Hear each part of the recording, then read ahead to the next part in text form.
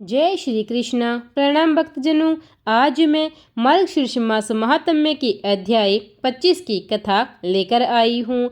यह पृष्ठ कृष्ण के नाम की प्रभावकारिता का वर्णन करता है, जो कि 18 महापुराणों में सबसे बड़े स्कंद पुराण का 25वां अध्याय है, जो प्राचीन भारतीय समाज और हिंदू परंपराओं को विश्वकोश के रूप में संरक्षित करता है। यह अध्याय भगवान के नाम की महिमा करती हैं, चाहे वह शिव जी भक्त हो या विष्णु जी के। लेकिन यहाँ कृष्ण नाम की महिमा, ब्राह्मण दंपति के महत्व और पूजा आदि का वर्णन करने के बाद आती है, जिन्हें मार्गशीर्ष माह में विष्णु और उनकी पत्नी कीर्ति का प्रतिनिधित्व करने वाला माना गया है और ब्राह्मणों को भोजन कराने का वर्णन किया गया है।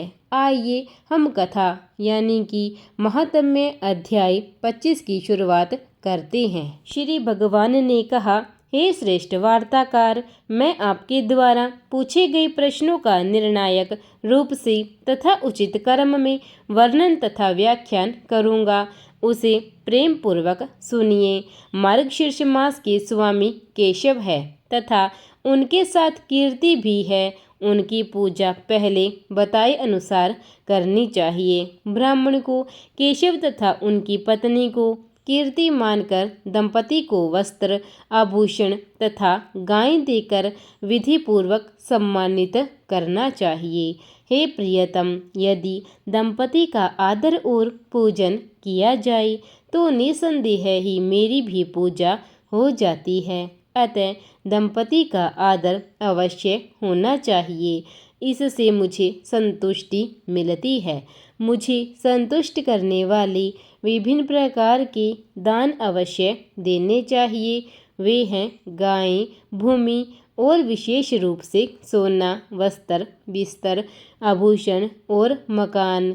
ये दान अवश्य देने चाहिए। इनसे मुझे संतुष्टि मिलती है।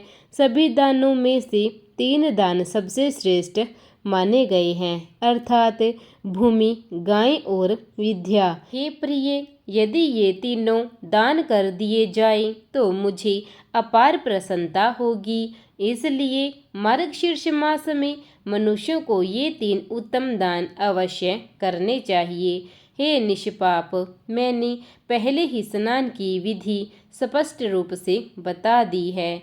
यह निसंदेह पूजा, स्नान और दान की विधि है। जो मनुष्य पूरे मार्गशीर्ष मास में प्रतिदिन एक बार भोजन करता है और श्रद्धापूर्वक ब्राह्मणों को भोजन कराता है, वह रोग और पापों से मुक्त हो जाता है। वह महान कृषक बनेगा और उसके पास प्रचुर धन धान्य होगा। इस विषय में अधिक चर्चा करने से क्या लाभ, मेरा महान रहस्य भी सुनो। हे प्रभु, अग्निदेव और ब्राह्मण ये दोनों मेरे मुख हैं। ब्राह्मण नामक मुख सबसे अधिक श्रेष्ठ है, अग्निदेव उतना श्रेष्ठ नहीं है। हे पुत्र, जो होम ब्राह्मण के मुख से किया जाता है वह करोड़ गुना पुण्यदायक होता है। जो अग्नि नामक है वह ब्राह्मण पर आश्रित है। ब्राह्मण स्वतंत्र है। चंद्रमा के समान श्वेत रंग की खीर जिसमें बहुत सारा चीनी और घी हो, ब्राह्मण के मुख में होम करके देनी चाहिए। हे पुत्र, इससे मुझे प्रसन्नता मिलती है। हे पुत्र, यदि तुम स्त्री और पुत्र आदि के सुख की कामना करते हो तो उत्तम मोदक, गोल पकोड़े, जंगली खजूर के रस और घी में तली हुई फेनिका से ब्राह्मण के मुख की पूजा करो। इससे मुझे प्रसन्नता होती है।